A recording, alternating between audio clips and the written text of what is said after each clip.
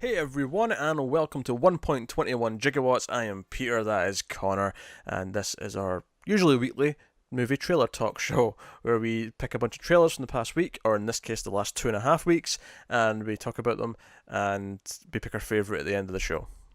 I told you. Introduce it as weekly-ish. Weekly ish. Well, no, I mean, it will be weekly once we're back on track.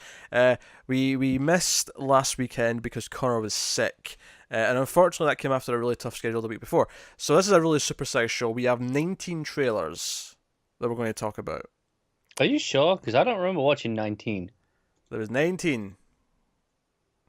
Huh. We have to pause a couple of I'm times. concerned I may have skipped some. Yeah, we may have to pause once or twice for Connor to go and watch a trailer. Not to worry. Maybe it's just that many that I've forgotten some of them. Because that's possible. Not to worry though. Editing will make it all work beautifully on your end. He's just doing this to annoy me. But we have got 19 trailers to talk about. The way we're doing this to catch up, because we missed movie news last week as well, is that we're doing this today. This is our supersized trailer talk. There won't be another one at the regular time at the weekend on Sunday like it normally would be.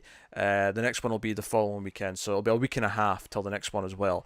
But we're doing this that for the next one will be New York Comic Con edition. Yes, there'll be some trailers from that in the next one. But we're doing that because the movie news is also going to be a big double episode this weekend. So we're kind of just spreading all the news and trailer stuff out over the week. So here we go. So trailer talk, 19 trailers. So without further ado, let's get going. 19 trailers. Bear with me if it takes me a second for each one to remember what the hell they were, because 19's a lot to watch and remember. It is, yeah. Almost to the point where I'm like, should we have just watched like 5, recorded the 5, then like stopped, went and watched another 5, came back and recorded? Yeah, but then we'd be here all night. We would be. It'd be a much longer recording process. Regardless, here we go. So first up, probably the biggest trailer of the bunch. We got the first trailer for Captain Marvel in the last week or so. The Brie Larson film is coming out in March next year, and it's set in the 90s, which the trailer shows you by her landing in a blockbuster at the start. Yep. As you do, which is a fine joke, although I will say, oddly, the CG on the blockbuster sign outside felt off. Like, it looked like a fake pasted on sign. Yeah, I wonder if it's to do with the glow. Possibly. It's the sort of thing that may be I think, fixed, though, in the final movie. yeah, it's weird given how good some of the other CG is.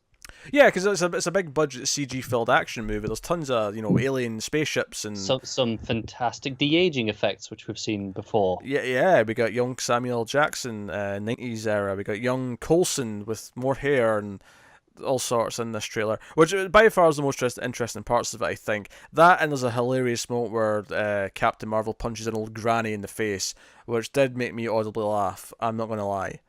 Yeah, that was alright. I thought it was a really weak trailer. Like, it didn't really give me much to go on, other than, hey, look at these younger versions of characters you know. I mean, no, it gave us generally what the plot is. I think I would say it's a mediocre trailer. It's kind of fine and nothing else. There's not much of a hook to it. Like, we get that it's set in the 90s, and we get that she was away in space with like a core of like a squad that she was fighting with, and she doesn't really remember her original time on Earth. And this movie's going to be about her rediscovering that. Also shows a glimpse of the Skrulls at one point. We see them, so we know that's going to be the villain. I think my problem with the trailer is that it just feels very generic to me. Outside of the de-aging moments and the punching the granny, it feels like a very generic sci-fi action movie trailer. So, here's the question about the granny punching. Uh-huh. Now, obviously, your assumption is, oh, hey, yeah, it's a Skrull, right? Yeah, if you don't know from the comics, Skrulls are shapeshifters and can appear as anyone. Now, the question is, do they go the funnier route, and it's not actually a Skrull, she just thinks it is? That's what you do in the sequel. Okay. First movie. I think that's it's way funnier, right?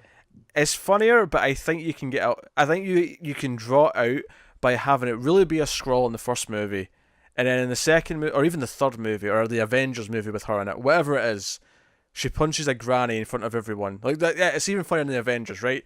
The Avengers are standing around. There's a granny.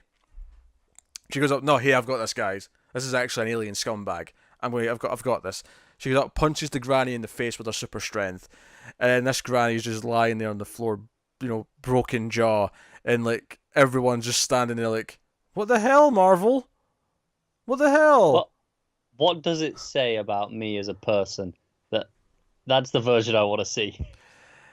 So many things. So many Yeah. things. Yeah, it's not. I think it's a bad trailer. I just don't think it's a particularly good trailer either. It's very just generic, I thought. I think and it does nothing to make you care if you don't really care anyway. It does nothing to sell you on the character. Yes, if you're not really that familiar with her, which both of us aren't really that much. No, I've seen it pop up in a few comics here or there, but I mean, not, but at the same time, being fair, because you just like to be negative, I also think it does nothing to put me off the character. There's nothing that I saw in this that went, oh no, this is going no, to be there's bad. nothing that went, oh, that's bad. But Yeah. I mean, when I feel like coming from the angle of I'm not that excited for the Marvel films right now, this does nothing to make me go, oh, I want to see this one. So it's just a generic trailer. To be honest, though, like a lot of Marvel movies kind of suffer from this from the first trailer. The example I always go to is the first trailer for the first Avengers film is a really bland trailer. It's really generic. But once we got to the Super Bowl ads and the stuff later on, then we started to really see what the film looked like, and then it got exciting. So It's true. I think though since then they've been doing like a better job. Like think of the Guardians trailers or the Thor trailers. Like they had such an identity from the start. mm-hmm. The Thor Ragnarok, and this feels like a step back. It does. I think it's part of being like another origin movie though, because I wouldn't compare that to that. I'd compare this to Doctor Strange's trailers, which I'll generic. be honest, I don't remember, which probably backs up your point here. Yes, there you go. But no, I'm sure the movie's going to be fine. Marvel are very reliable at least hitting a certain standard, typically. So I have no less faith that the movie will be enjoyable, but I thought the trailer was just kind of generic. Outside of some impressive de-aging and some granny punching, which was notable. And you see Jude Law's in there. He's one of the alien core that's with Carol. Yeah. And whatnot.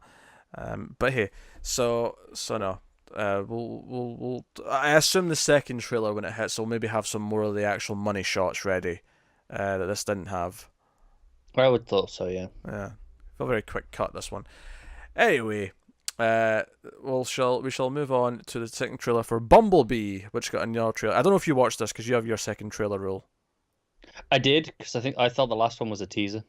I don't think it was, but regardless, you watched it now. It doesn't matter. I think it was so long ago that I'm like, yeah, go on, I'll watch one more. I think the main reason why, because obviously with such a busy week, there was a few other trailer 2s that I didn't put in at all. Like there was a second trailer for Creed 2. I was like, yeah, we've talked about the first one. I don't think that's going to have anything to offer. There was another trailer for something else, and I was like, nah, we don't need to talk about that again. There was a third one for Fantastic Beasts. Maybe what you're thinking. Yeah, but we already had 2 for that, and I don't care about a third trailer for Fantastic Beasts 2. And you're not going to watch it, so what's I'm not no point. It, no. But Bumblebee is interesting. If nothing else, because the movie's got the same tone as the last trailer did. It's got this setting up the plot and whatnot. The fun moments between Haley Stanfield and Bumblebee, and the humor and him fixing her hair and stuff. All very humorous and lighthearted. Yeah. But the reason why everyone's talking about this trailer is because obviously in the first trailer we got Bumblebee, we got a brief glimpse of Starscream. In this one, we see Optimus Prime and we see other like Decepticons and Autobots and what their designs are, and they look like the G1 cartoon, the cartoon that most people our age grew up with. Yeah, looks pretty damn good, doesn't it? It looks really good, and the movie looks kind of entertaining. But what I mean when I say it looks really good is the designs, and I think the sad part of this is you look at like Optimus Prime and the glimpse you get in this trailer, and it's like he could have looked like that the whole time, and he didn't because Michael Bay's a tit. And you know what? I never really hated the designs before. Overcomplicated, sure, but I didn't really have a pack because I've never been super into Transformers, so I didn't have this passionate. Oh, I hate them. They're different, they were never great designs, but they were always I thought serviceable. But then you see this, I'm like, this is so much better. I think the over-complex was always my problem with it. It was just a mesh. It was at the point where the satisfaction with Transformers, and this is I'm not someone who watched a lot of it as a kid. I saw a few things here or there. But But the satisfaction for me is kind of the same thing with the Iron Man suit. It's the mechanical clicking. It's the thing that you can sort of understand where things belong where. Like, you know, when Optimus Prime's walking around standing up, you can see where all the parts of the truck come from, and you know where It's why you like the Megazord and Power Rangers. Exactly. It's why I love the Megazord and Power Rangers, right? And the Transformers movies, up till now, have completely lost that. You can see his head's kind of the parts that the head's supposed to be, Yeah. but that's it. Like, it's completely gone. But you know, you see oh, I forgot his name. The one with the cassette deck and the dog robot comes out of it. Soundwave. Yeah. I know you're on about. What's his Soundwave? Soundwave. I mean, that would sound logical. I Like I said, I was never into Transformers. So. Yeah, I was never a huge Transformers guy growing up either, but I respected them as not just in the sense of, like, I understand as a kid why other kids are into this, or why kids. I got the appeal. Yeah. But yeah, so they look good, and it's like, why didn't they just always look like this? This is silly. There's a shot towards the end of the trailer where it's Bumblebee. I can't remember who he's fighting. One of the other ones he's fighting. Mm-hmm. And you've got Haley running towards the camera, and they're fighting over the top, and it feels like the sort of shot stylistically that was in the other Transformers movies, but it just looks so much better. You can tell what's going on. The action scenes look like they're going to make more sense in this, because this is an amazing thing. This is the first Transformers movie, live action, that's not directed by Michael Bay, and lo and behold, there's a jump in quality. Fancy that. It looks good, doesn't it? It looks fun. I mean, you know, how good it's going to end up being is, we'll see. But yeah, I'm pretty positive. I like everyone involved. Who's directing it again? Who was the director? It's I'm blanking on the name. It's the guy who did Kubo and the Two Strings. I knew there was a reason why people were excited about him. Yeah. Yeah, that's why I was excited going in. Cause I'm like, yeah, okay, I love that movie. Also, I have nothing to corroborate this or back this up, but I did hear from someone that apparently that because the response to this has been so good for the designs of the Transformers and everyone's hyped about it, and everyone's excited, more so than they have been, that apparently this will just be the start of the new version of Transformers, as opposed to... Yeah, let's see if it makes money first. It was meant to be the swan song of the previous franchise before they rebooted it, but now they might just treat this as the start of the reboot. Which, whatever, sure, great, fine. Depends on the box office. As long as it does well, that'll happen. It probably will. Like the little bit at the end with Bumblebee trying to go through the cat flap, and then just into the house in general. I'm down for that humor. It was working for me. Yeah, so.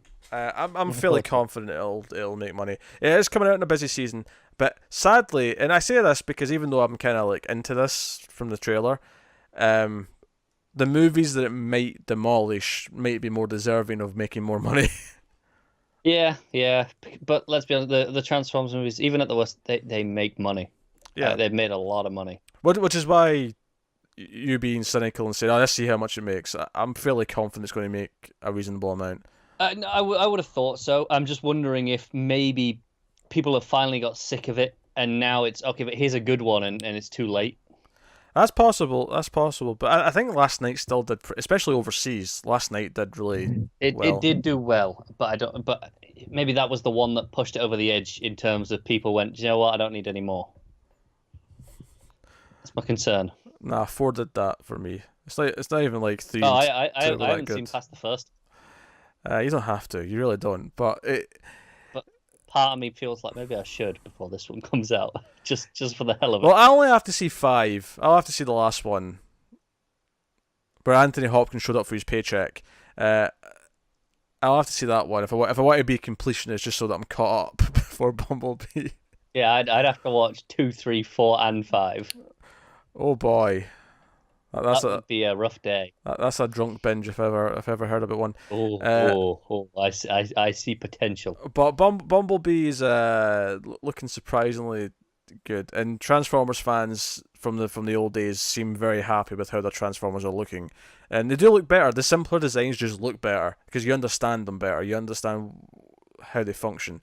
They're more distinct, because even one like Soundwave, if I'm remembering his name right, having the giant tape deck in his chest is distinct. You're like, okay, I know instantly what Transformer that is. Whereas in the previous movies, outside of Optimus and Bumblebee, most of them just looked the same. It was hard to tell who was who. Yeah, no, it's true. So I like this the more rounded approach as well. In terms of just It looks different to her. Here's all these sharp angles, and I think it just looks nicer. Which aesthetically, that's all I can ask for sometimes. Yeah. So next up, we get a trailer for Mary Poppins Returns. So give your opinion, because you know I don't care. Yeah, I mean, it looks pretty good. I'm not a huge Mary Poppins fan. It's not like one that like I saw it once or twice, but it's not a huge part of my childhood. It seems like the sort of thing you'd be gaga over, to be honest.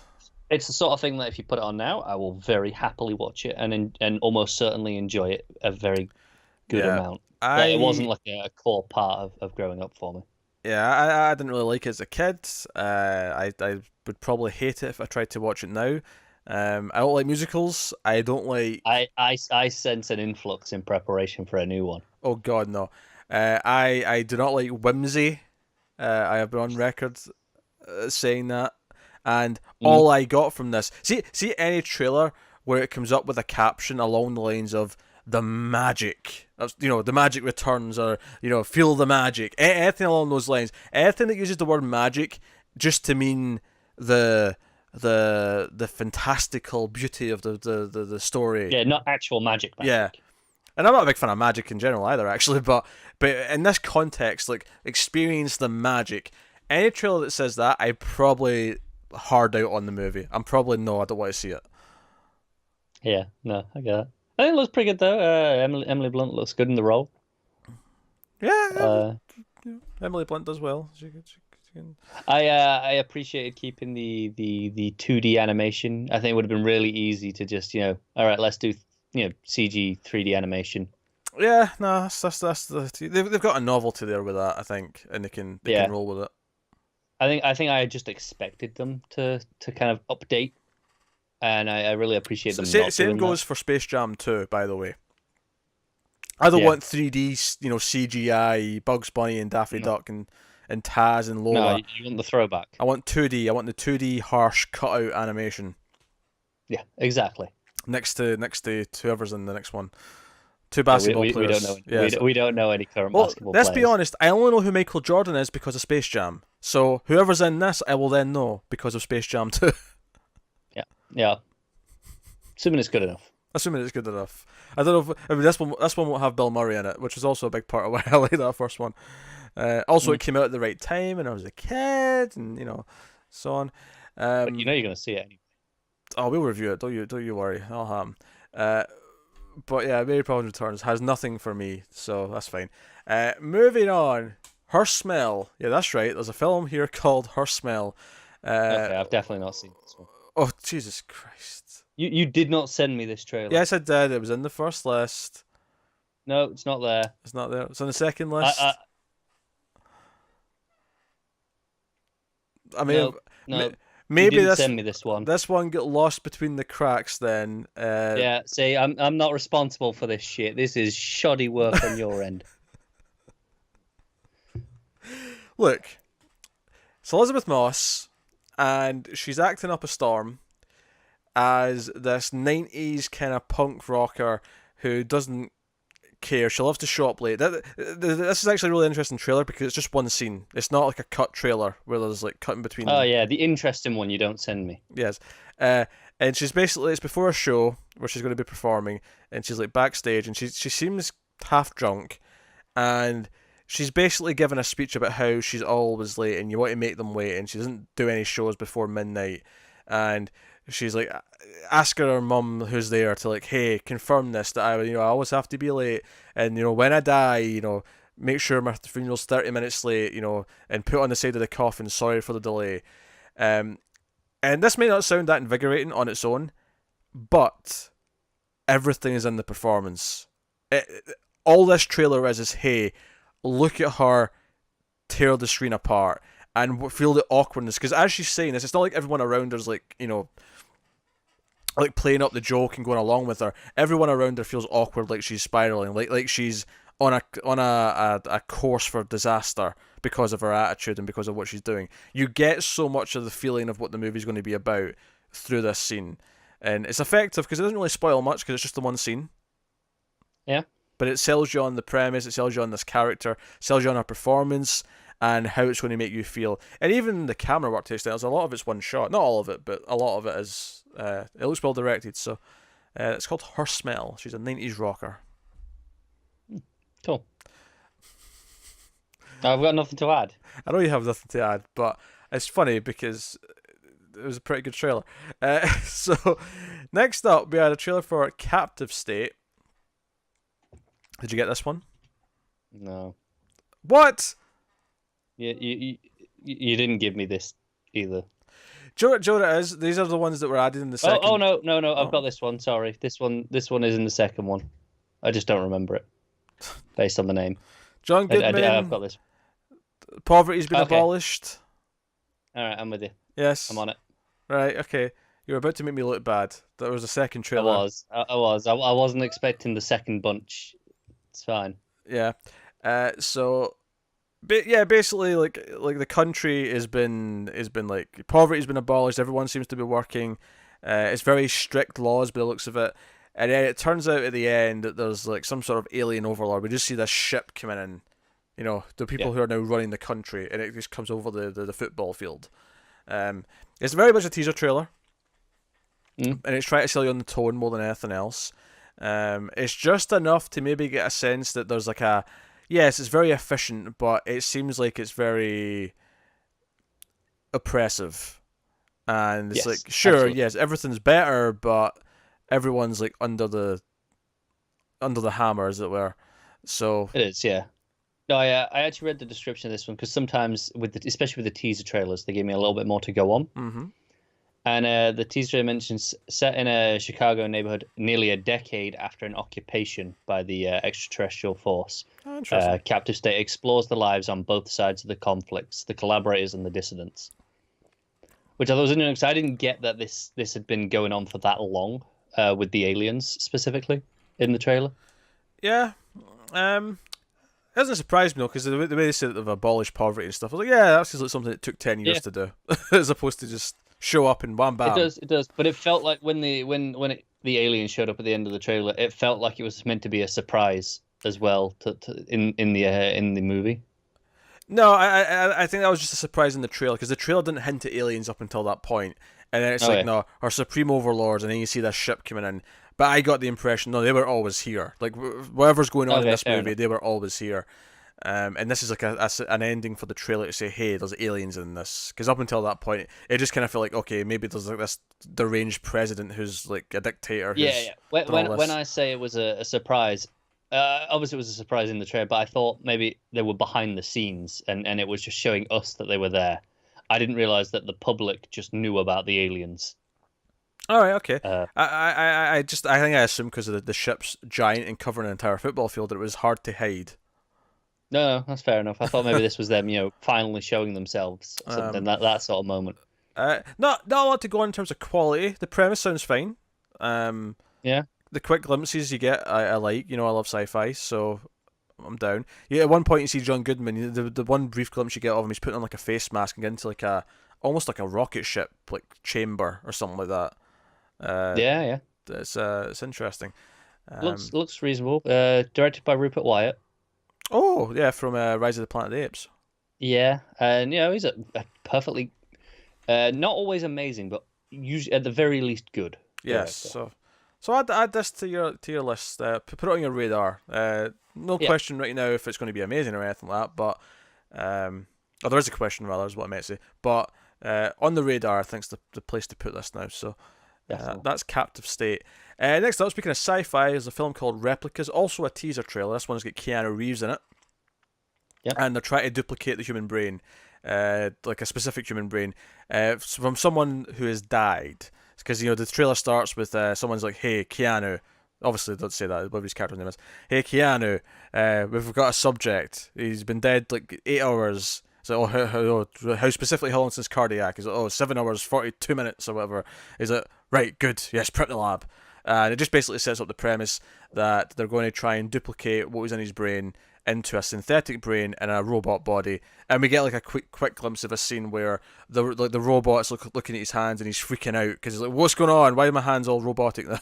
And he's confused, as you'd expect to be. See, When you describe it like that, Hmm. I like this a lot. But it But the looks, tone mm, in no, it's the tone and the bombastic music, like it's yeah. a big blockbuster. I'm like, what is going on here? And it just wasn't working for me at all. I mean, I think I'll give it some benefit of the doubt here and say that's more the trailer's problem than it is the movie's problem. Now, I could be wrong there, Yeah. but I'm speculating that they're trying to sell it as a wham bam teaser trailer. Yeah, the way it's cut is all these fast bits of kind of swiping at screens and doing all these like these really quick cuts between all this stuff Yeah. with the big bombastic music going, and I'm like, what? This feels completely at odds at what it's supposed to be. The premise is fine.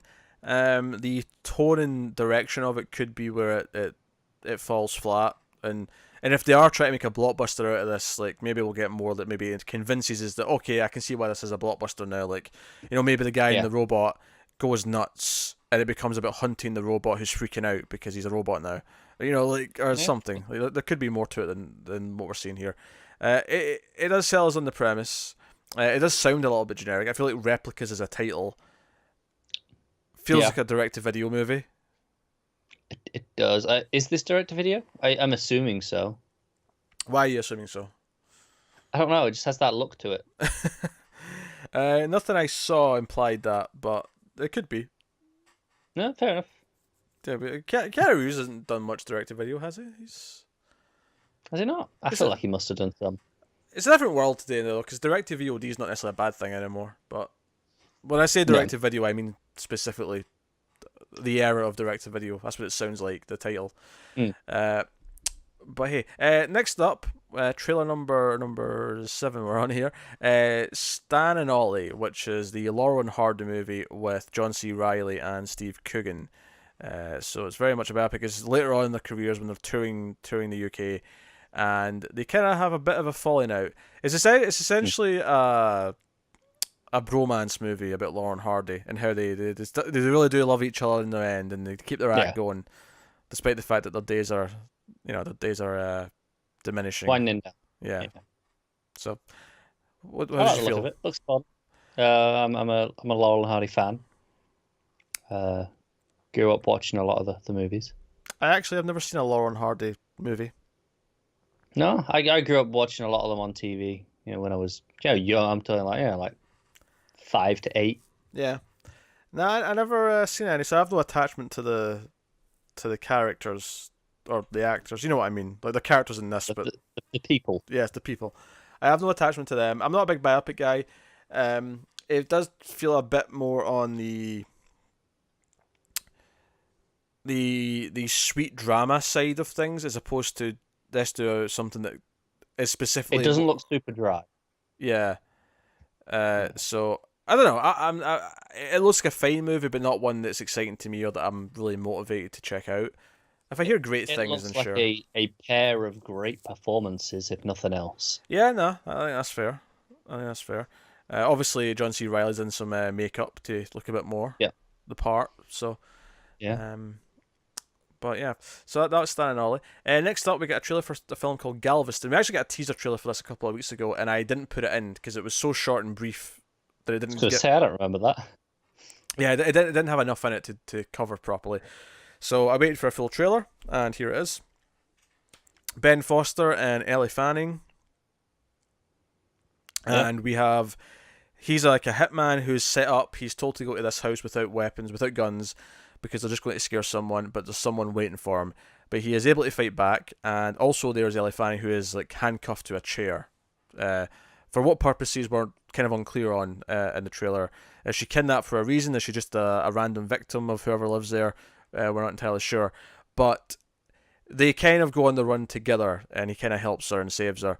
And then she grabs her son. There's a kind of almost like a really dark, funny moment in the trailer where she's like, "Hey, I just have to go get something from this house," and you hear a gunshot, and then she runs out with her kid as if she's just shot either the father or whoever was looking after him. Yeah. And they go on the run, and it seems to be this sort of gritty thriller drama of them kind of bonding and connecting and becoming almost this weird family unit out of this weird circumstance. But the guys who are after him and her are still after them, and that's eventually going to catch up to them. There's a lot of blurbs in this one. A lot of captions come up saying how good the performances are, how electric they are. Was one of the words I noticed. Yeah. To be fair though, it does look pretty good. I can't fault the Do- trailer. Does look solid. One question I have is, again, I checked the description, and in this one has a starring in section in the description, and it says Lily Reinhardt, and I don't remember seeing her. Oh, she's in the trailer. There's a shot of her in the trailer. Was she? I noticed her. Was it like one shot? Yeah, it's towards the end. Okay. But no, she's in the trailer. Fair enough. I didn't remember catching her. Probably a smaller Okay. character, I imagine, given that she's not Yeah. super prominent. Given the limited screen time here, but the performances look like the most solid part here that are going to carry it. Although the direction looks competent, if nothing else. Yeah. Yeah. Like, I don't. From the That feels a trailer, bit it's not harsh to me. I don't see anything in this No, trailer that would make me just say, "Oh, it's competent." Well, no. What I mean is that's what I mean at the worst, because there's nothing in the trailer in terms of the direction that's making me go, "Oh, that looks like this is going to be really well directed," like some trailers do. But it looks like, but there's nothing that makes me go that there's anything wrong with it either. So I think at the worst, it's going to be competent. It could be, very good. Sure. But it looks good. It looks like like you say, the performances are kind of at the center of it, and I am going to skin this cat if he jumps up on this table one more time. And the performances look good. It looks like it's going to be full of tension, both in terms of their relationship and how kind of weird it is, but also in terms of just the more obvious. There's people hunting us for some reason. They want to kill us. Yeah. And the situation's going to get in with that. So no, Galveston looks pretty good. So add that to the radar. Just get a big radar. Yeah. Next up, we got a trailer for the Netflix film The Ballad of Buster Scruggs, which was going to be a TV show, but then they changed their minds and turned it into an anthology movie instead. This is the Coen brothers doing this, and we get a bunch of this. James Franco's in there. Yep. As well as Liam Neeson's in one of the stories, and this is definitely veering more into the quirky humor Coen brothers as opposed to the more serious. If you're going to compare it to another western of theirs, if you compare it to True Grit's more of a serious. Yeah. This isn't that dramatic western. This is not that. This is quirky humor, one-liners. Buster Scruggs himself. Is an actor whose name I can never remember, although he was in Silence of the Lambs because I pointed out that I recognised him in one of the early scenes. Or no, it wasn't in early scenes, sorry, in one of the cop scenes later on. And it's got that tone to it, and which is going to be very hit or miss for me because I feel like they're quirkier films. I'm not into all of them, whereas they're serious films I tend to be more super invested in. No, I'm with you there. True Grit might be my favourite of their movies. I think it's second to No Country for Old Men for me, but it's up there. Yeah, fair enough. So it'll be interesting to see them take on the Western with this style instead. Not sure how it's going to play. Like, it kind of feels super quirky and wacky. And I don't know. But I mean, it's Netflix, so I'm going to watch it. It's there. I'm already paying for it. Might as well. Yeah, I'm not super sold. Like, obviously I'm going to watch it because it's the Coen brothers and it doesn't look terrible, but I'm also at the same time, I'm not like, I wasn't super excited by this. There was nothing in the trailer that made me go, oh, that was really funny. I definitely want to watch that. I feel like I might have enjoyed this more as a TV show. Yeah, maybe. A bit more time to breathe. Maybe. I wonder how much of a difference in pacing there is, though. Like, I wonder, let's say it was like 6 half-hour episodes, and this is going to be a 3-hour anthology, or maybe even like a 2 hours 45, so they cut 15 minutes over the course of all 6 stories or whatever it is. Like, how much is really lost there? And if that is the case, then did they think it needed to be cut? Like, when it was episodes, like, oh, we want to cut some of these, but it'll be too short for an episode at that point. It'll be like, oh, this is like 20 minutes long. This is going to feel anemic versus the other one. And maybe that's why, I don't know. But yeah, so that's the Ballad of Buster Scruggs, Coen Brothers Western. Next up, we got a trailer for another Netflix movie called Apostle, and this is your man Dan Stevens from Legion, and Beauty and the Beast he was in, and The Guest, and He some other stuff. was And Downton Abbey, probably. what was that? Sorry, I think he was in Downton Abbey. was he? I want to say so, but I mean, now I'm questioning it. I don't know. I never watched Downton Abbey. I don't know. I've seen like 10 minutes over 3 episodes. Also, bit of trivia here. I never watched the show, but when people started talking about it, when it was first became a thing, I heard someone say it and thought it was Downtown Abbey, until I eventually saw it like actually on the on the page at some point. I was like, oh, it's Downton Abbey. Okay. Yeah. How long did you go thinking it was downtown? Like 6 months. Hey, it's not like I made up some sort of weird word. It sounds like downtown. No. It does. It does. I'm with you. So yeah, this is from was it Gareth Edwards is the name? It's the guy who did the Raid movies. Gareth Evans. What did I say? Edwards. Gareth Edwards. There is a Gareth Edwards though, right? That's a director. Yeah, I think so. I mean, maybe you're right, but this description I just glanced says Evans. I agree that it's Evans. I'm just saying, I'm pretty sure there's a director called Gareth Edwards. I'm sure there is. Anyway, point is that this is a weird, dark film about Dan Stevens who comes to this island because his sister seems to have been killed here, and he's here to investigate the extreme religious cult-like behavior of the people on this island who are killing people for being heathens and doing all sorts of crazy shit. Do you know what's funny? I think I watched this trailer twice, and I think I liked it a lot more the second time. Okay. The first time, like, it looked stylish and whatnot, but I was having a hard time kind of like latch on to what it was really about. Like, I was like, all right, so it's on an island. No, that's how I feel. I like the look. I like the tone, but I'm not super into it. But I only watched it the once. Yeah, when I watched it the second time, because I was just kind of pay attention to plot, because I was like, okay, I know what's going on here. I was like, okay, I'm still not entirely 100% sure, but it seems like he's here to sort of like basically find out what happened to her, wean these assholes out, and ultimately go on a bit of a killing spree and like fight back. Yeah. Also, I do dig the torture device. Well, it's not even a torture device; it's a straight up murder device. It's this like screw that's with the like Welsh for you. Sorry. So that's the Welsh for you. Yeah, it's like a screw with like a circular outside bit for the head. So it sort of just drills into the head and pulls out the brain. Godzilla. That's Gareth Edwards. Yeah. And Joe, what's funny is I knew that there was one called Gareth Edwards because I know I've made this mistake in the past where I mix up Gareth Edwards and Gareth Evans because their names are so similar. And easily done. And I think I discovered them at around the same time. I think I watched Monsters in the Raid pretty close back to back. That sounds about right. Yeah. So he's directed a couple of good movies. The Raid 2 and especially was a really well directed movie, and I say that one specifically because the first one relies mainly on the fighting choreography more than anything else. The second one is a better movie, and I think that should carry over here. So I'm hoping this is good. No, I think one of the strongest parts of this trailer was the direction. I mean, we know Dan Stevens is good. We know he can pull out. Yeah, we don't even need to question that. We know he can pull out a great performance.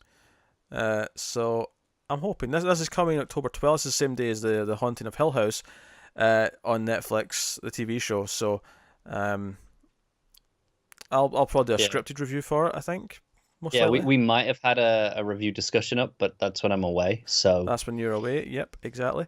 But hey, so that is Apostle. Next up, we had a trailer for a movie called Prospect. We'd actually spoken about this before. I think we even got a teaser trailer a long time ago when it was doing festivals.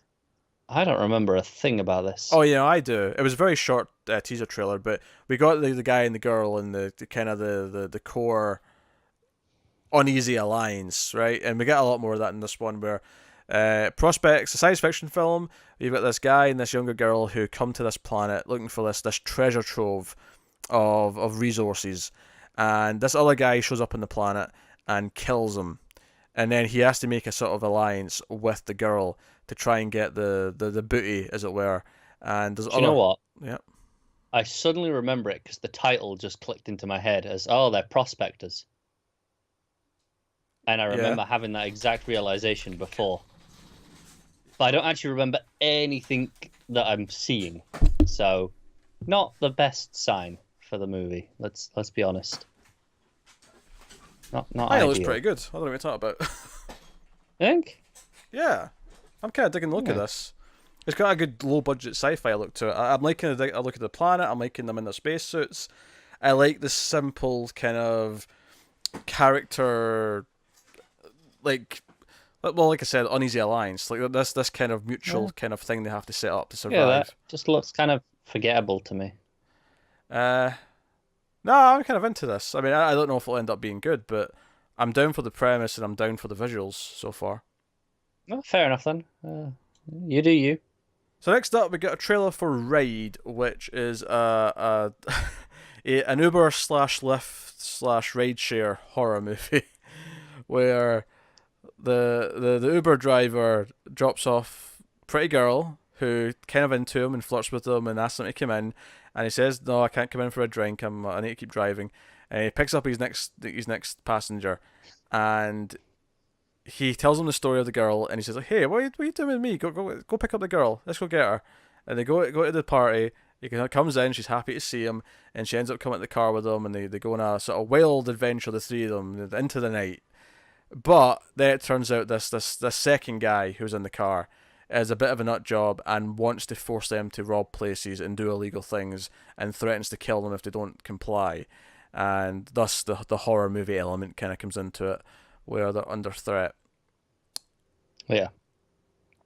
What do you think? This is one of two trailers this week that did one of the things I hate, where they go, "Oh, if this was a movie, this is what would happen now." I'm like, shut up. Just shut up. I hate that. I hate that cliche line. It annoyed me. Also, just in premise, the first thing it gets up is like, oh, over 40 million people use ride-sharing services every month. It's supposed to be like, oh, look how terrifying these things are. I'm like, yeah, people have been using taxis for decades, mate. They're exactly the same. You get into a car with someone you don't know. Like, I don't know. You set me off on the wrong foot with your trailer being like that. I don't really have a problem with that statement. That's no different to any other fact that a trailer might start with. No, it's just, I don't know. It put me off on the wrong foot of being like, oh, look, ride sharing. This could be scary. I'm like, yeah, but it's just a taxi. So Unbreakable Is starts with a statistic about how many people read comic books. Like, gives a shit. Yeah, but I don't know. This one bothered me. All right, that was not my problem. I'm actually not against the premise of the movie. However, it did not look. Whereas I think Prospect actually does look potentially quite good. I think this, the performances were kind of holding it back. It felt a bit cheap in its direction and various or when I say direct, I don't even actually mean this filmmaking direction. I mean the direction of its story. It felt uninspired the way it was presenting the events to me. Yeah. But the big thing is I thought the performance from the two guys in particular was a bit rough. I mean, Bella Thorne who plays the girl's fine. But, yeah, I mean, I've seen her in enough little bits here or there now to know she can be perfectly decent, at worst. So she's never been a problem in anything else I've seen. Yeah. So I wouldn't have thought she'd be a problem here. I think it's a fine idea. It's kind of because I love Collateral. Collateral's a fantastic film, and if you don't know the premise of Collateral, it's a hitman gets in the back of a cab and pays the cab driver to take him around all night because he's got like 5 hits to do in the city. Yeah. But then the cab driver finds out he's like now scared for his life, and it's this constant. It's a great thriller. It's a fantastic film. And I'm okay with like a horror version of that where it's a bit more down and dark because that's a very sort of high class movie and it's like a high class assassin and it's like, whereas I do like the idea of a horror version where it's just a crazy person and that's all it is. And right, the idea I think has potential. But the trailer itself looks kind of rough. Do you know what I think part of it is for me is like, oh, I'm gonna make you do things. Mm-hmm. just because I'm kind of over that idea. I've seen it a lot over the last 5-6 years. Yeah, because I think what I like about the premise is not that part of it. Like, it's just more, what else will he make them do? And when I say make them do, like, not, oh, go and rob a thing or whatever. Yeah. Oh, drink all of this, but it feels that's what it's leaning into, right? It's like, hey, I've got a gun. You do what I say. I'm gonna make you do stuff.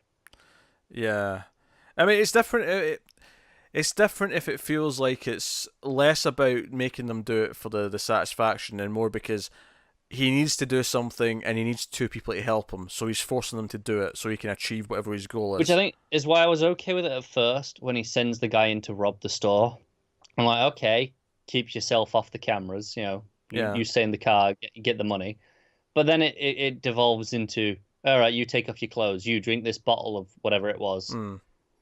I'm like, okay, I'm over that now. That part of the premise. Um.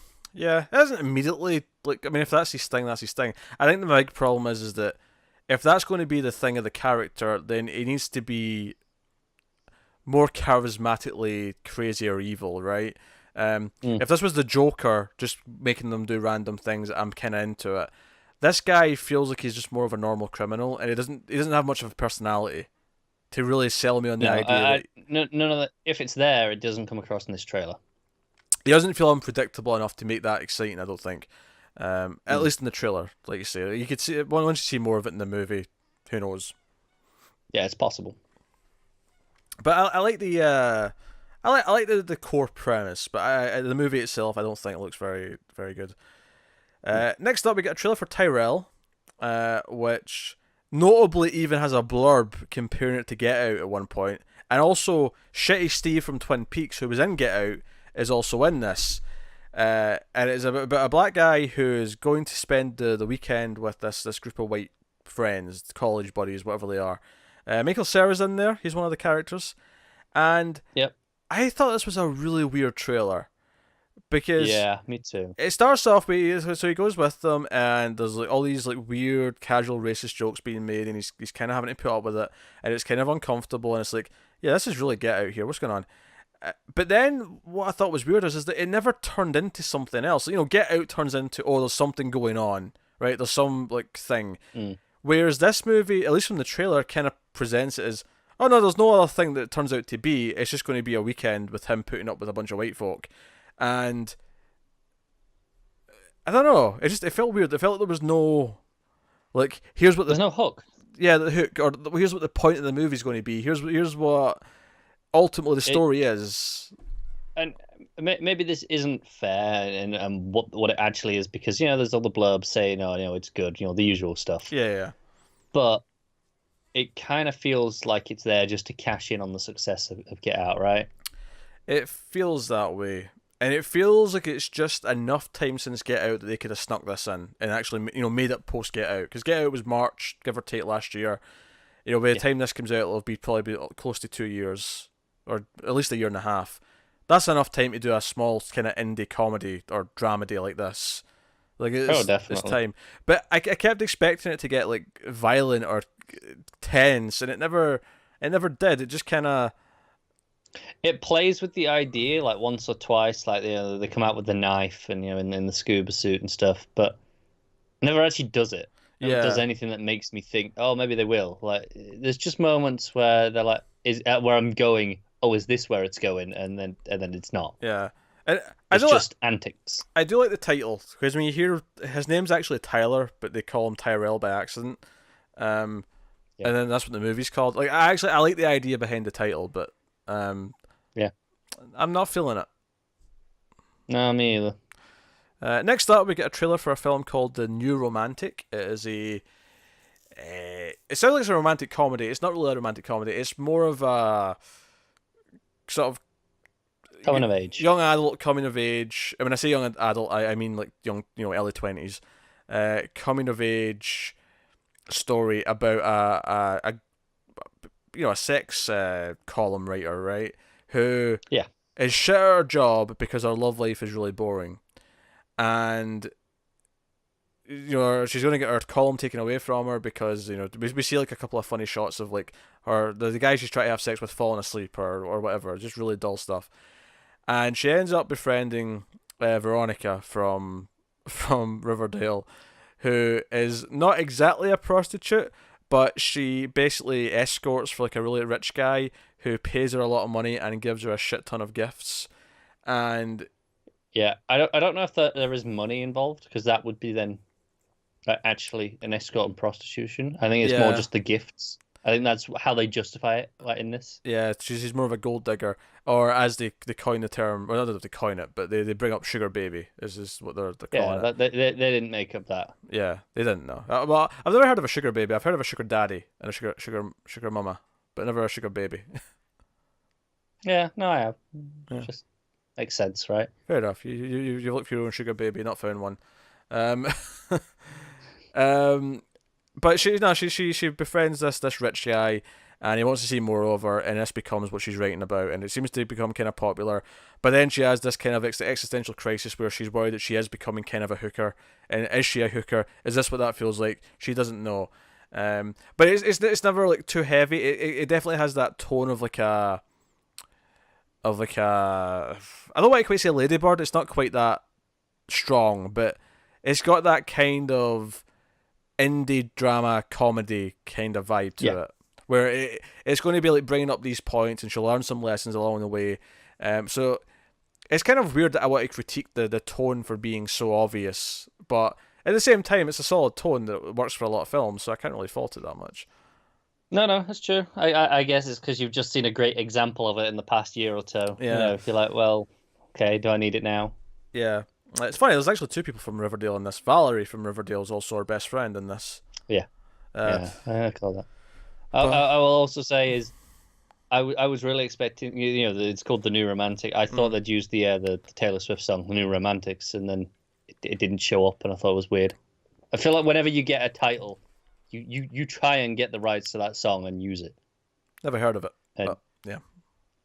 Fair enough. But I mean, just as a rule, right? If you're using the same title as a song for your film, try and use the song, especially if it sort of fit. Yeah.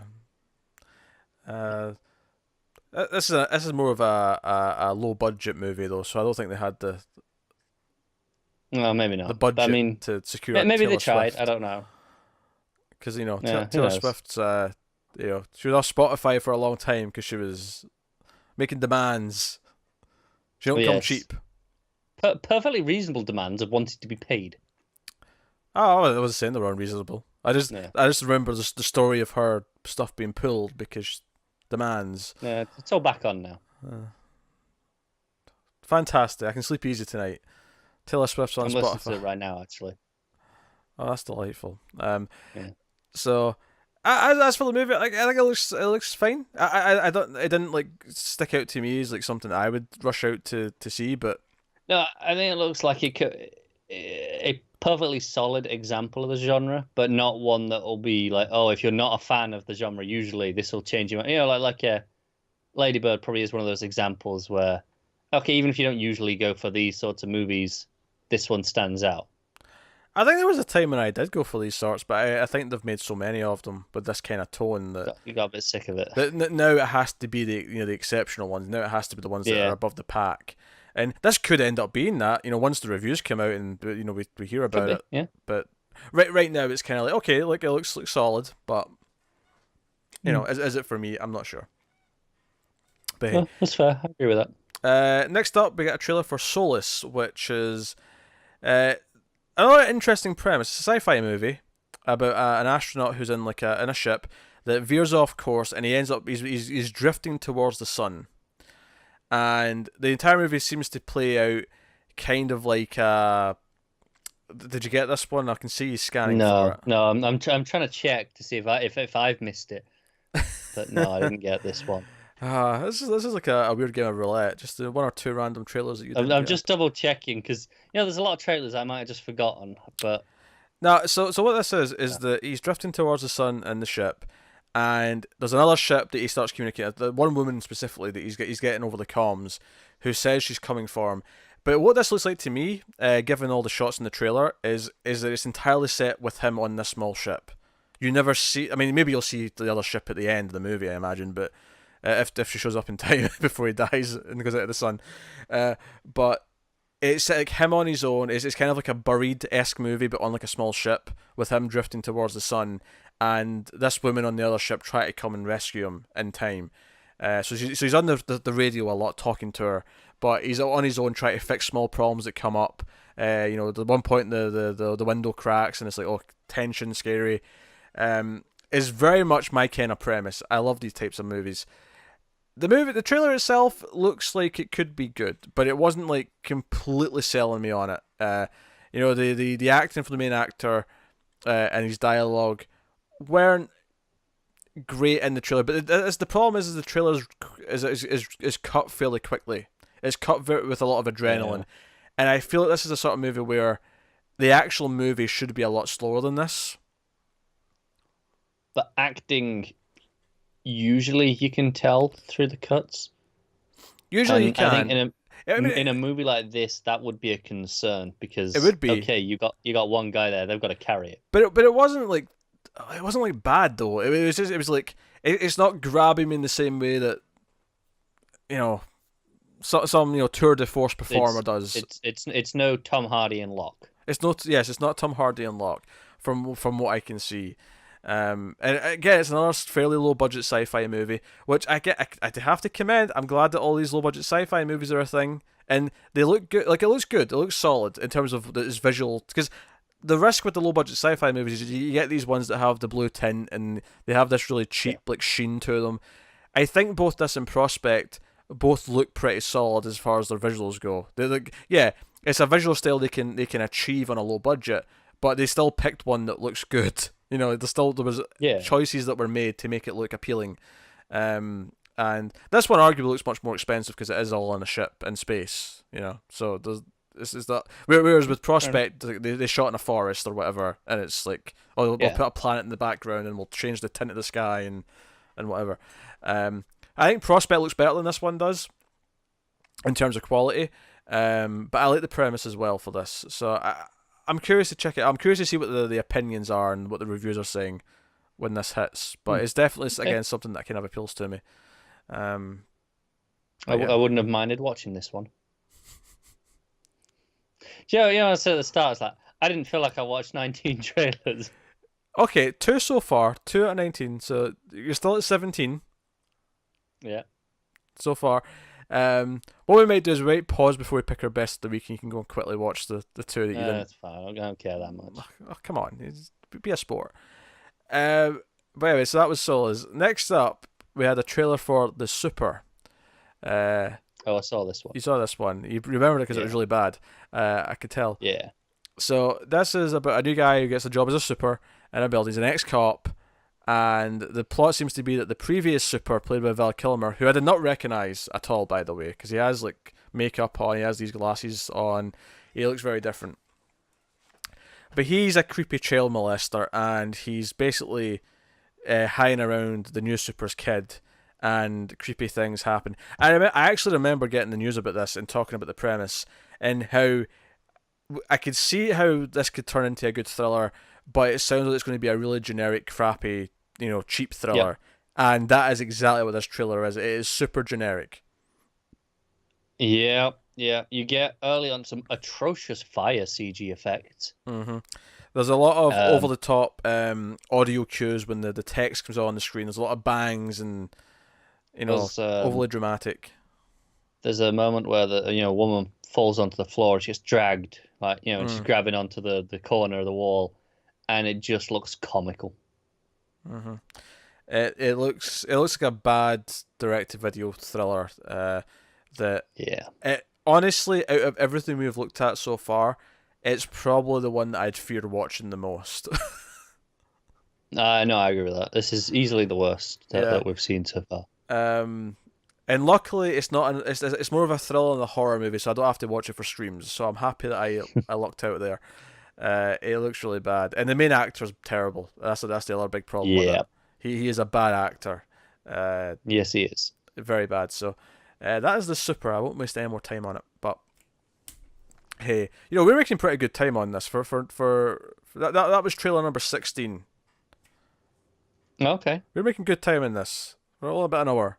Uh, Next up, The Dark, which is a really generic title. I do not approve of the title, but I so was, you know what? I was like, did I watch this one? And I think I did. It was just such a generic yeah. title that I didn't remember. So this starts off like any sort of typical horror movie trailer where there's an old man kind of saying, "Oh, this house is creepy and strange. If you're going up there, you're looking for trouble." Blah blah, and it's actually kind of funny because it kind of becomes something completely different after the opening like 20 seconds. So I think the opening 20 seconds is kind of a weird, misleading. I guess they want to sell it as a normal horror movie, and then like, oh, here's what it actually is. Here's the twist. It's But the cabin in the woods approach. what it Like actually they want to is, sell it as something entirely different. yeah. But what it actually is there's this girl who's a monster who is deformed and she eats human flesh, and she befriends this other kid who's taken out there who's blind and has like scarring over the top of their eyes. And it's kind of like almost like a vampire story where it's like the vampire falling in love, kind of. It's kind of got that Yeah, kind of vibe to it where she's befriending this blind kid. it does kind of remind me of Let the Right One In. Yeah. Um, and everyone else thinks she's a monster because they can see her face. He can't know, and they kind of bond. And she's like promising that she won't let anyone hurt him again. And there's a lot of her like trying to eat people and whatnot. But it's definitely going for more the we care about the monsters aspect than the human beings in this one. Yeah. And that's fine. The movie itself looks like it could be good. So it wasn't like Yeah. it wasn't like jumping out to me as like, oh, this is definitely going to be amazing. But Doesn't look terrible though. yeah, no, it looks fine visually. I thought the kids, the actors, they seem solid enough. Especially the girl who's the main character, who's the monster. She seemed like she was doing a good job of carrying it. Yeah, definitely. So Lots of blood. yeah, there's a lot of movies from Dark Sky Films that I don't even bother putting the trailers in for because a lot of them just look like cheap garbage that there's nothing to say about, beyond just this was like every other cheap garbage thing. But this actually looks like something that potentially has quality. Well, no, it does, of course, is remains to be seen. But interesting enough. Look, it has potential. Yeah, no, it looks One that you can cover on Screams. yeah, potential. Yeah, yeah, and I'm not even dreading that. So No, you're like this could end up being all right. yeah. So that takes on to Viper Club, which is Susan Sarandon, who plays a mother of a soldier who is kidnapped in the Middle East and kidnapped, held for ransom, and the government are like, we can't tell you what our plans are to rescue him because that's classified, but it's also illegal to pay ransom to to terrorists or whatever, and she basically joins up with an underground group of people who will arrange the ransom to be paid, and to the point where she even like does like a TV ad asking people to donate money for the ridiculous, was it $2 million or whatever it is. Yeah. And it's I want nothing to do with this movie. It looks like extremely heavy-handed and hammy. Overly sentimental. Yeah. So everyone banded together to get the soldier back, and Do you know what I thought was honestly possibly the most notable thing about this trailer? Mm-hmm. Is the very first thing that comes up after the the MPAA thing at the start. Is the first thing that comes up is YouTube originals, and I went, huh? They're doing movies now? Well, they're doing TV shows, so why not?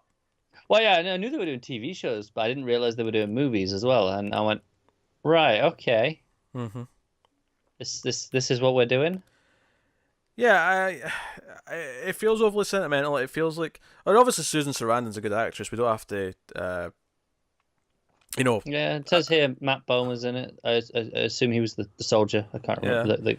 Can't remember. But it was the way. It's one of those things where it's the way the text was coming up with the cheesy music. It was just it felt like an overly edited trailer. It was shooting for the sentiment, and it was hard to like take it. It felt like a Lifetime movie almost, with better actors in it. Yeah, I could see that. And yeah, and I don't know. I wasn't feeling it at all, and it's a shame because a title it's Viper Club. I was expecting some sort of like It gets you interested, doesn't it? Yeah, I was like, oh, much better title than The Dark.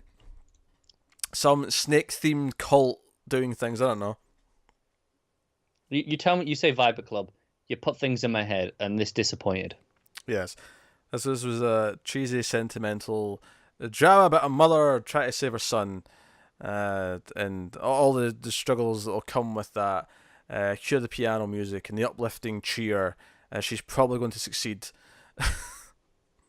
Maybe the movie will surprise me if I know I'm going to watch it, but if the ending is that they actually just end up shooting him in the head and she has to No, cry there. I think the obvious twist is that the government was actually sorting it out the whole time, and she's completely screwed up their plans. Sure, so but her no, but taking it into what her I'm own saying hands though, ruins it. no, but I don't care about why or how. What I'm saying is I want the final moment of the film to be him getting shot in the head and then her crying, cut to black, roll the credits. As long as there's a moment establishing that it was her fault. She needs to know that it was her fault. Sure, I don't really care. I just want the gunshot I and cut to I don't black. really either. I'm never going to watch it. All right, and then the final trailer this on this episode is called Knuckleball, which Great title. I feel like there's like 10 trailers this week where the movie could go either way, but the premise is something I like because the premise of Or this, more importantly, it has a cool enough title that you're going to put it in the list anyway. so the premise of this is that a kid, and I was getting flashbacks to the Visit, Shyamalan's movie, because Joe, I never saw that, but I could see that. I could see why. Even just compare to the trailer for The Visit, because it came up saying there's 3 rules for visiting grandpa, and I'm pretty sure in the Visit trailer there was like the rules about visiting the grandparents. Like there was definitely some parallels here, but so this young boy, but 11 or whatever he is, comes to visit his grandfather, played by Michael Ironside, notable cult actor. Delight to see him. And he's like, you tell me you're bringing a boy. This is a working man here. He's like, you're going to help me out here on the farm. He's 12, according to the description. Oh, I was close.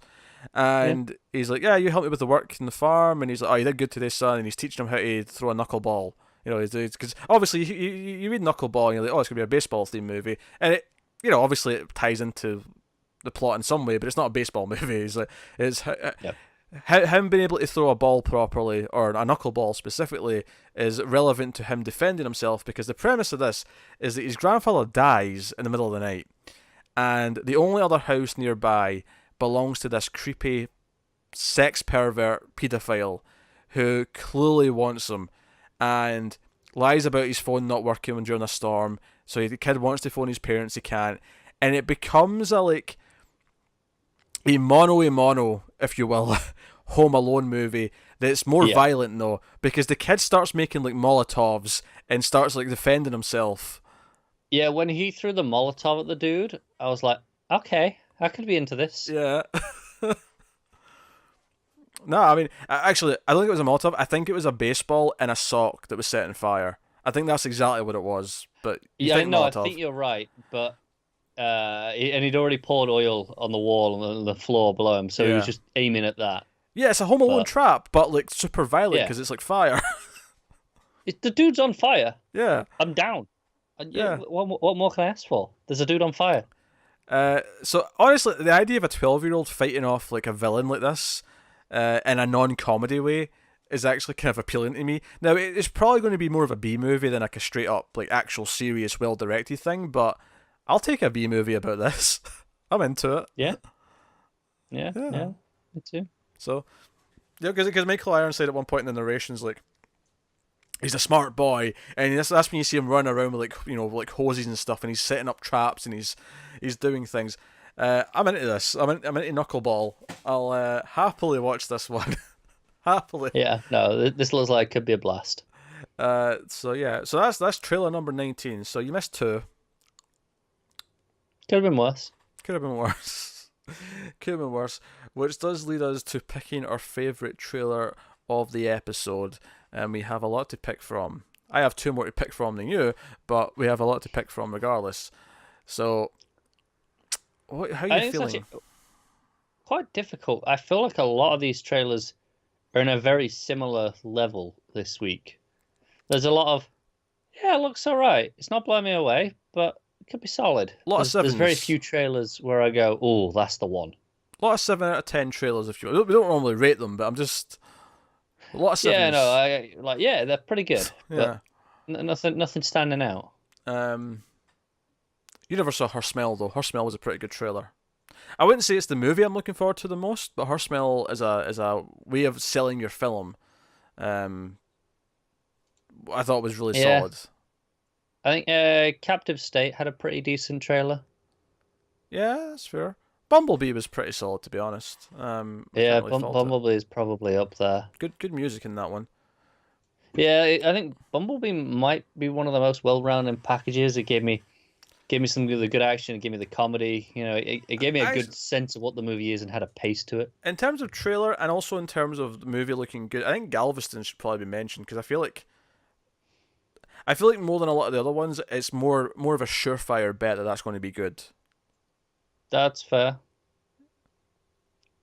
So I would probably So we got a probably few there that yeah, okay, those are the upper tier. yeah.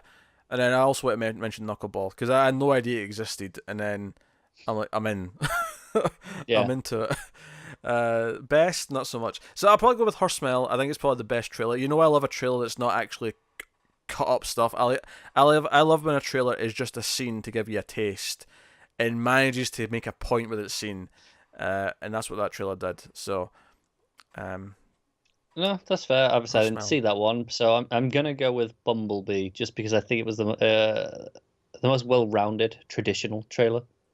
Okay. All right, there you go. That's a lot of trailers. So, like we said at the start of the show, we'll be back with another trailer talk next weekend. Um, the usual sort of Sunday-ish time you get it, and that'll be the New York Comic Con edition. There'll probably be trailers from before that as well. Like it goes on it obviously, but that we Yeah, because we know we're due one in about 4 or 5 hours after we finish this. yes, we were going to try. We were trying to push this as late as possible because we knew the new X-Men trailer was coming. But we knew what time it was coming, and it was just too late. We couldn't hold off that long. As much as it was, as nice as it would be to just slot it in and say, "Hey, look, here it is." And you know what? Unless it's already up, you know what? I'll check right now, and if it's already up, we will. To Twitter has it hit? If it's already up, we'll Uh, we'll go and watch it right now, and we'll come back and talk about it. But I'm pretty yeah, sure it it's hasn't. not trending on Twitter, so I'm Nah, assuming not. nah, it's not up yet. So that'll be in the next episode, so you can look forward to that. And whatever else New York Comic Con brings, even though it got delayed today, I still think Hellboy's a good bet for New York Comic Con. Oh, they've got a panel, so I'd say Oh absolutely. sure, cool. I didn't know that, but no, that makes sense. Yeah. So look forward to that. But hey, so that is us. And like we said, movie news is coming this weekend. That is the only news that's coming this weekend. We did TV news a couple of days ago. Trailer talk was today. Then at the weekend we'll do the giant movie news to catch up. And then next weekend's when things are back to normal, at least for 1 week. And then the following week, Connor's away on vacation. So I think I'm going to do some solo news stuff to kind of fill the gap. Something will happen. Yes. To what extent, I'm not sure, but I'll do something so that we've got something going up. But that is trailer talk this week. So thank you very much for watching. Let us know what you thought of the trailers in the comments below. Of course, remember that the trailers are always linked in the description. So in this case, there'll be a link of 19 trailers. 2 of which Connor didn't even see. So you get to be in the conversation that Connor didn't get to be in Bonus on. footage, yeah. Yeah. And you can. How dickish would it be to start gating off certain trailers like behind Patreon? Like games Very. that Yeah. carve up their content for the special editions and stuff. It's like, oh, you get 10 trailers on the regular version, but you get 14 on the Patreon cut. What do we hold back? We hold back Knuckleball, obviously. Well, clearly, that is bonus content if I ever saw one. That is like, oh no, you want to come to Patreon for Knuckleball. Yeah, and then you hold back. I don't know. You hold back. One of the Netflix movies, because you don't need both. If you really want to be a dick, you hold back Captain Marvel and Bumblebee because they're the two biggest trailers. Don't worry, folks. This isn't happening. This is just. We hold back Mary Poppins because we don't really care, but they might think we do. If they've been listening to me for any length of time, they know I don't give a shit about Mary Poppins. It's true. It's true. But they might have thought I did. Speaking of Patreon, content is not gated off that you should be getting, but there are bonus things you can get at patreon.com/mailedfuzztv, but mostly you get to feel warm and fuzzy because you're supporting the show and the channel and everything we do here, and you're keeping the content coming. But you can do that. Get us on Twitter at mailed_fuzz for channel updates, so on and so forth. If Connor is sick again, for example, you'll get an update on the Twitter about that, so you know not to expect stuff, or if we're catching up, you know when to expect things. Although I am always scared to put out tweets saying we're doing something today, because it's not unlike Connor to disappear and fall asleep right before we're supposed to record something. I have a very busy work schedule right now, and I'm kind of shattered all the time. Try listening to you. So that is us. Thank you very much for sticking around. We'll see you next time. Keep watching movies, guys. Goodbye.